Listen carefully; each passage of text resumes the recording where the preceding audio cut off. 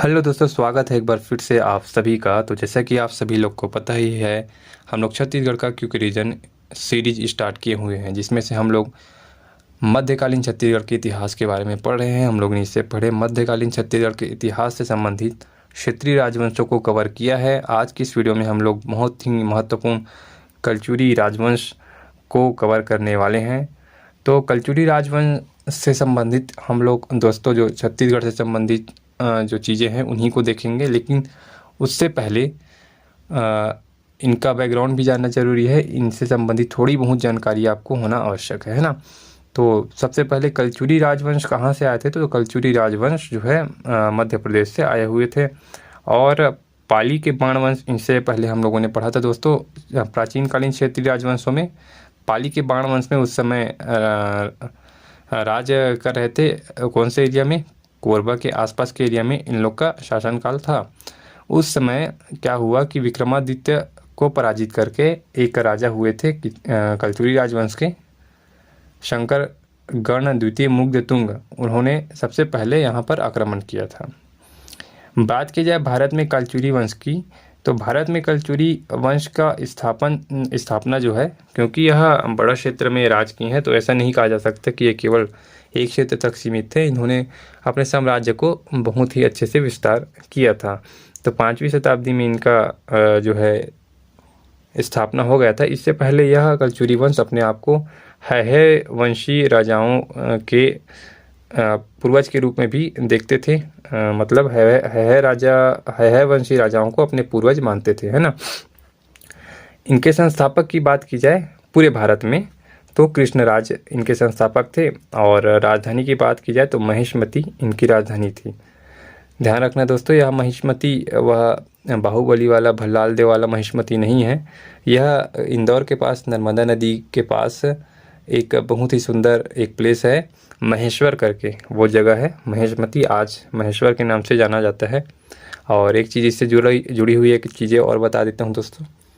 जब भी हम लोग मूवी में बनारस घाट को देखते हैं या काशी घाट को देखते हैं, तो जो सीन देखने को मिलता है, क्योंकि काशी घाट तो इतना बिजी है तो वहाँ जाकर शूटिंग करना संभव तो नहीं है, तो जो मूवी में दिखता है हम लोग को घाट के रूप में, गंगा नदी के किनारे के रूप में, एक्चुअल में वो नर्मदा नदी के किनारे महेश्वर का ही सीन होता है। तो महेश्वती को यहाँ से आप लोग रिलेट कर सकते हो। थोड़ी सी एडिशनल जानकारी मैंने आपको दे दी। अब संस्थापक राजा हुए इनके कृष्णराज। अभी फ़िलहाल दोस्तों हम लोग भारत के संदर्भ में बात कर रहे हैं। जब मैं अपने कॉपी को स्क्रीन पे ले आऊँगा तब समझ जाना मैं छत्तीसगढ़ के कलचुरी राजवंशों की बात करने लगूँगा। अभी थोड़ा सा आप लोग को जानकारी दे रहा हूँ भारत के संदर्भ में, है ना। एक प्रतापी राजा हुए यहाँ के वामन देवराज, जिन्होंने त्रिपुरी नगर को बसाया था, है ना। त्रिपुरी नगर को बसाया था, याद रखना दोस्तों। इसको अभी अभी राजधानी नहीं बनाया था। तो उसके बाद कालांतर में धीरे धीरे राजाओं की पूर्वज बढ़ती गई और एक राजा हुए कोक्कल देव प्रथम। ठीक है, उन्होंने क्या किया, अब कोक्कल देव प्रथम ने त्रिपुरी को राजधानी बनाया। शहर किसने बनाया था या शहर किसने बसाया था? वामन देवराज। वामन देवराज एक बहुत प्रतापी राजा भी हुआ करते थे, है ना। तो अब कोक्कल देव प्रथम ने त्रिपुरी को राजधानी बनाया। अब कोक्कल देव प्रथम के टोटल 18 पुत्र थे, उसी में से एक पुत्र शंकर गण द्वितीय मुग्धतुंग हुए। उन्होंने सबसे पहले छत्तीसगढ़ पर आक्रमण किया, जिस समय विक्रमादित्य को पराजित किया। और विक्रमादित्य उस समय पाली के बाण वंशी शासक थे। इतना तो क्लियर ही है दोस्तों, क्योंकि मैंने पहले भी बोल चुका है और आप लोग को बता भी चुका है ना। इसके बाद शंकर गण द्वितीय के पुत्र हुए युवराज, और युवराज के पुत्र हुए कोक्कल देव द्वितीय।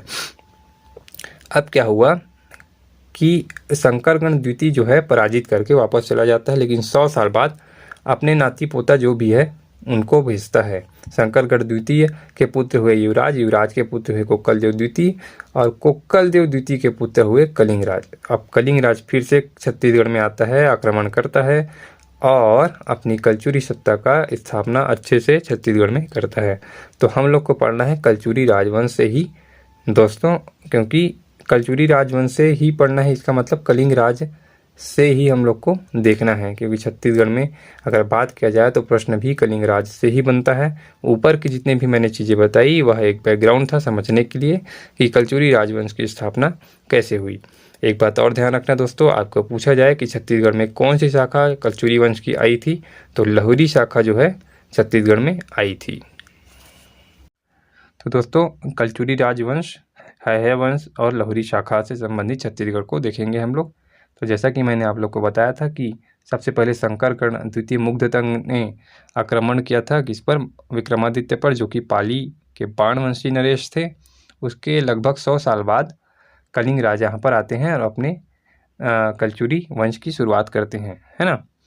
ठीक है दोस्तों, सबसे पहले इसमें दोस्तों हम लोग राजाओं को देखेंगे, क्योंकि राजाओं को समझना सबसे पहले ज़रूरी है, तभी जाकर आप बाकी चीज़ों को इसमें समझ पाओगे। तो राजाओं को और राजाओं के कालक्रम को देखना इसमें सबसे ज़्यादा ज़रूरी है। तो राजाओं के कालक्रम को ही सबसे पहले हम लोग देखेंगे।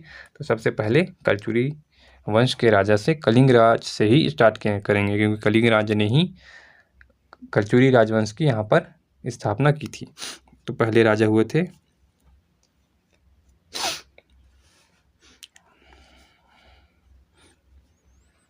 कलिंग राज।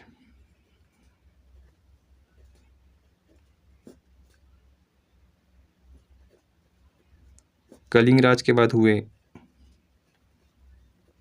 कमल राज, और कमल राज के बाद हुए रत्नदेव प्रथम।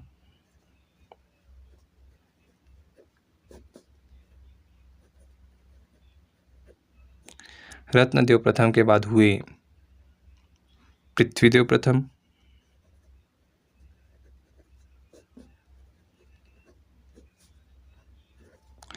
पृथ्वीदेव प्रथम के बाद हुए जाजल्यदेव प्रथम।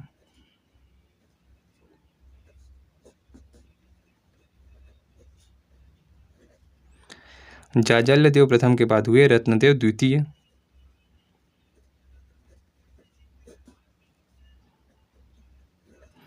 रत्नदेव द्वितीय के बाद हुए पृथ्वीदेव द्वितीय।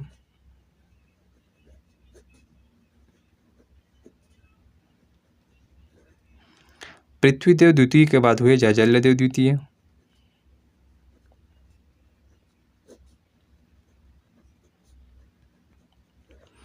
अब जाजल्यदेव द्वितीय के बाद दोस्तों याद रखना, रत्नदेव तृतीय नहीं हुए, बीच में हो गए जगत देव या जगदेव, है ना, जगत देव या जगदेव, है ना। इसके बाद हुए रत्नदेव तृतीय।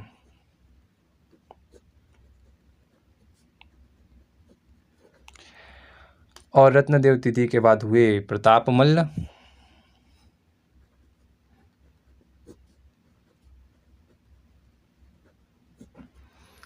और प्रताप मल्ल के बाद बहारेंद्र शाह हुए दोस्तों। तो फिलहाल दोस्तों हमें प्रताप मल्ल तक देखना है, उसके बाद यह 2 शाखाओं में विभाजित हो जाता है। इसके बाद अंधकार युग आता है और 2 शाखा कौन कौन से, रायपुर के शाखा और बिलासपुर के शाखा में विभाजित हो जाता है। तो उनको भी देखेंगे, इसी वीडियो में देखेंगे, लेकिन फिलहाल इनको कवर करना ज़्यादा ज़रूरी है। तो कलिंग राज सबसे पहले 1000, इनका शासनकाल देखा जाए तो 1000 से 20 जोड़ देना है। तो 1000 ईस्वी से 1020 ईस्वी तक इन लोग ये राज किए। अब 25 जोड़ देना है दोस्तों, 1020 में हम लोग 25 जोड़ देंगे तो कितना हो जाएगा 1045। अब 1045 से फिर से हम लोग को 20 जोड़ देना है दोस्तों, तो कितना हो जाएगा 1065। अब 1065 में फिर से हम लोग को क्या करना है, 25 जोड़ देना है दोस्तों, तो ये हो जाएगा 1090। अब 1090 में 30 जोड़ देना है दोस्तों, कितना जोड़ना है 30, तो हो जाएगा 1120।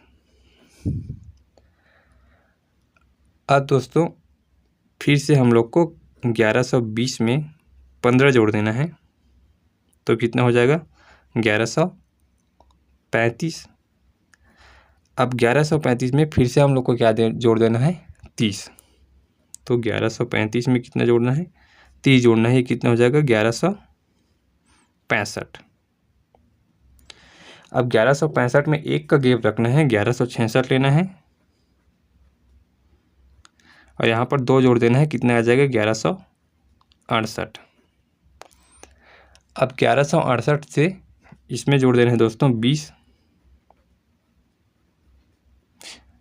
1168 से सॉरी दोस्तों 1168 से 1178, मतलब इसमें जोड़ देना है 10, 1178। अब रत्नदेव तृतीय 1178 से 1198, 1178 से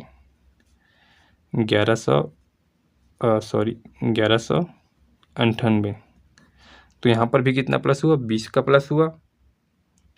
और उसके बाद 1198 से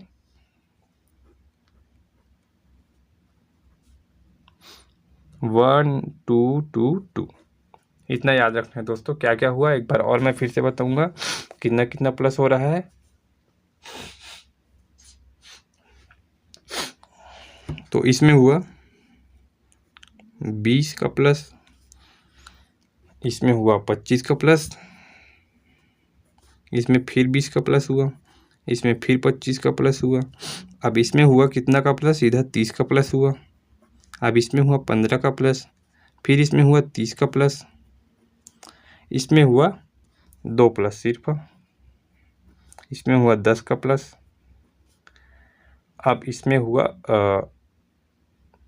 हुआ फिर 20 का प्लस, और ये अंतिम आपको इस प्रकार याद रखना है, 24 साल का प्लस हुआ है ना। ये 2 2 2 1 2 2 2 करके याद रख सकते हो लास्ट ये वाला। तो यहाँ तक आप लोग को क्लियर है दोस्तों। इसके बाद जो राजा हुए वो 2 शाखा में विभाजित हो गए। इसके बाद के कालक्रम को, एक मिनट दोस्तों मैं एडजस्ट कर लेता हूँ स्क्रीन को।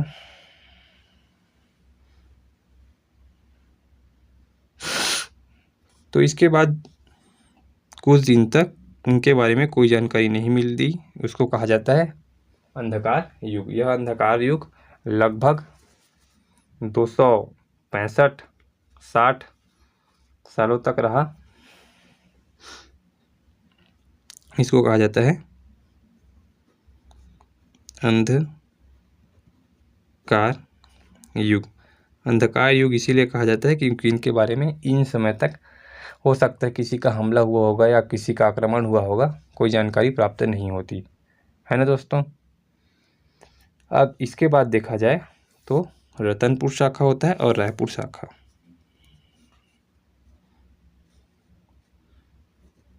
रायपुर और इधर हो जाएगा रतनपुर। अब रायपुर शाखा में देखा जाए दोस्तों तो रायपुर शाखा का जो संस्थापक होगा वह कौन होगा, केशव देव।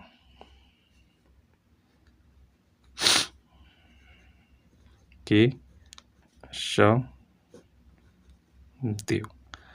और अंतिम शासक का बात किया जाए तो अंतिम शासक इसके हुए थे दोस्तों अमर सिंह।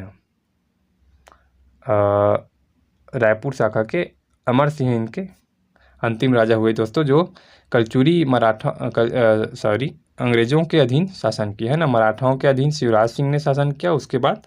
तो यहाँ पर लिख सकते हो और बहुत सारे राजा हुए, लेकिन शिवराज सिंह हुए, इसको डिटेल में और पढ़ेंगे, जो कि मराठाओं के अधीन। इनके बाद हुए अमर सिंह, जो अंग्रेजों के अधीन शासन किए थे।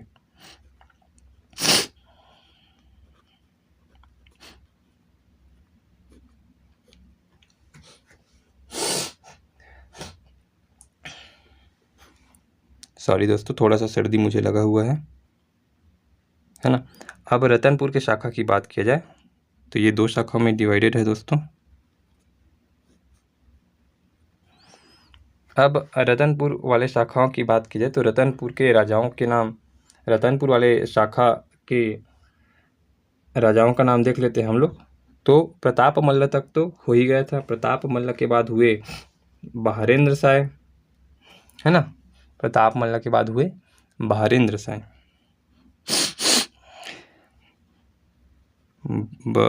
बहारेंद्र शाह, बहारेंद्र शाह, है ना।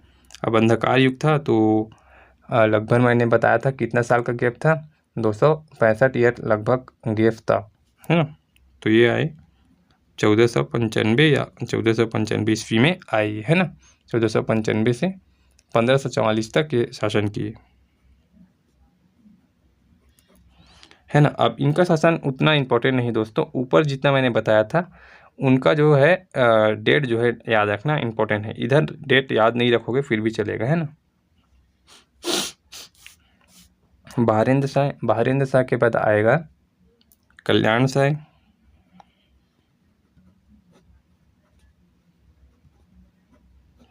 कल्याण शाह के बाद आएगा लक्ष्मण सिंह,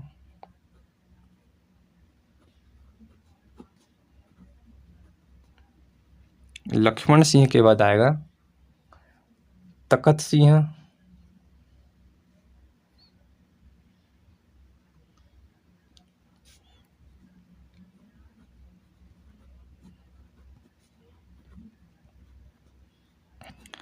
तखत सिंह के बाद आएगा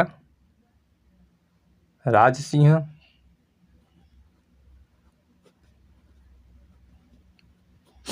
राज सिंह के बाद आएगा सरदार सिंह,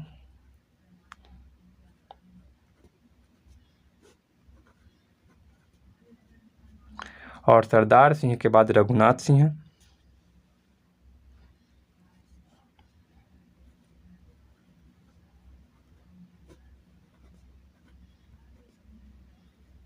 और रघुनाथ सिंह के बाद मोहन सिंह। अब इसको कैसे याद कर सकते हो, एक थोड़ा सा बता देता हूँ। बहारेंद्र, बहारना किसको कहते हैं, झाड़ू लगाते हैं उसको कहते हैं छत्तीसगढ़ी में। तो बहारोगे तो कल्याण होगा, कल्याण होगा तो लक्ष्मी बरसेगी, है ना। यहाँ तक ऐसा याद रख सकते हो। बहारोगे तो कल्याण होगा और कल्याण होगा तो लक्ष्मी जी बरसेंगी, लक्ष्मी जी आएंगी। उसके बाद तरास, इसको तरास कर सकते हो, त से तरास, है ना।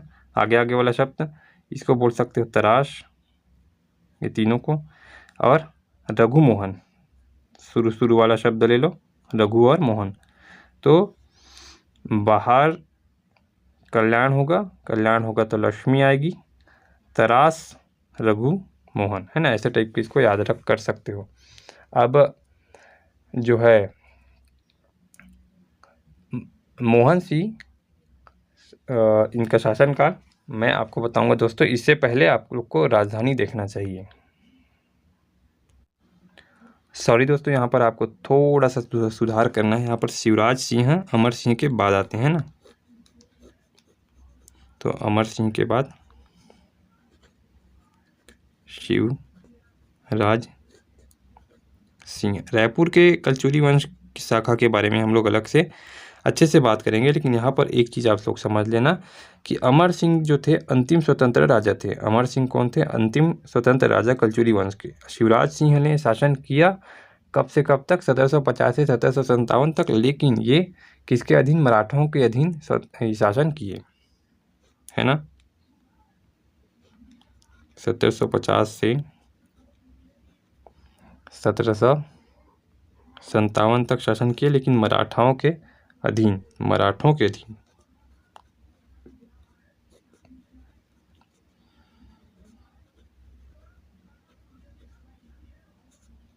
है ना। इसी प्रकार आप रघुनाथ सिंह को जब देखोगे तो ये 1732 से लेके 1741 तक तो स्वतंत्र रूप से शासन करते हैं। फिर 1741 से 1745 तक फिर से शासन करते हैं, लेकिन ये वाला कौन से करते हैं, मराठाओं के अधीन ये भी करते हैं, है ना।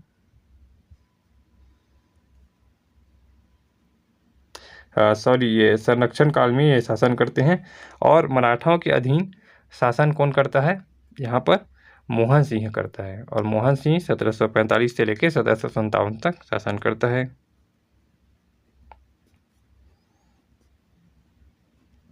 ना।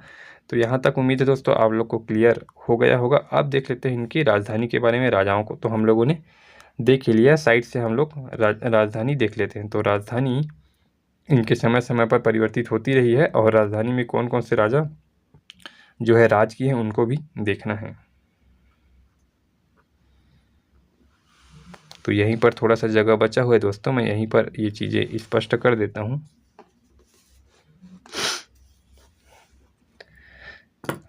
तो राजधानी की बात किया जाए दोस्तों,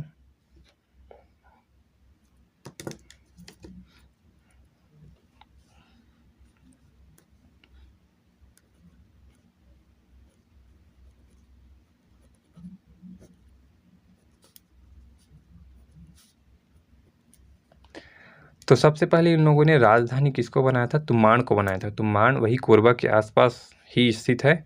तो यहाँ पर सबसे पहले कलिंग राज आए, तो कलिंग राज ने तुम्बाड़ को राजधानी बनाया।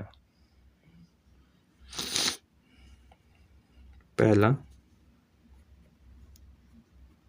तुम्बाड़ किसने बनाया? कलिंग राज। कलिंग राज ने इसको राजधानी बनाया, लेकिन यहाँ पर जो शासन किए वो कलिंग राज के साथ कमल राज, और कमल राज के साथ कुछ समय तक रत्नदेव प्रथम ने भी शासन किया, क्योंकि रत्नपुर को राजधानी बनाने वाला राजा रत्नदेव प्रथम था, है ना। तो इसी के साथ यहाँ पर लिख लो दोस्तों, क्योंकि बाद में यही चीज़ पढ़ना है। तो यहाँ पर शासन कमल राज और कुछ समय तक रत्नदेव प्रथम, रत्नदेव प्रथम कुछ समय, है ना, कुछ समय के रत्नदेव प्रथम भी किया, लेकिन राजधानी कौन? ऊपर वाला राजा ने बनाया। दूसरी बार जब राजधानी बना तो राजधानी बना रतनपुर, और रतनपुर को राजधानी किसने बनाया? रत्नदेव प्रथम ने राजधानी बनाया। किसने? रत्नदेव प्रथम ने राजधानी बनाया। अब जितने भी राजा हैं वो रत्नदेव के बाद वाले वो रतनपुर से ही अपना शासन करेंगे, और उसके बाद कोसंगा को या छुरी कोसगई को, तीसरा छुरी कोसगई को कुछ समय के लिए छुरी कोसगई को बहारेंद्र शाह ने राजधानी बनाया। बहारेंद्र शाह, यहाँ तक क्लियर है दोस्तों? बहारेंद्र शाह ने छुरी कोसगई को राजधानी बनाया। ये हुआ दोस्तों ये रतनपुर शाखा से।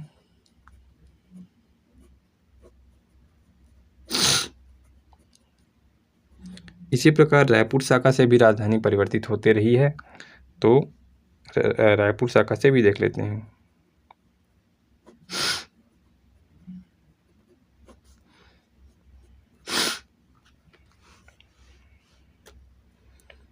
तो रायपुर शाखा से सबसे पहले केशव देव ने रायपुर शाखा की राजधानी रायपुर शाखा की स्थापना की, लेकिन रायपुर में नहीं, खल्लारी में, है ना। खल्लारी महासमुंद में है। पहली बार राजधानी कहाँ बनी?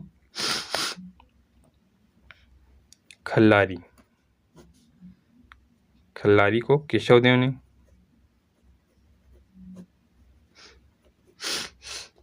ने राजधानी बनाया। उसके बाद रायपुर को ब्रह्मदेव राय ने बनाया राजधानी।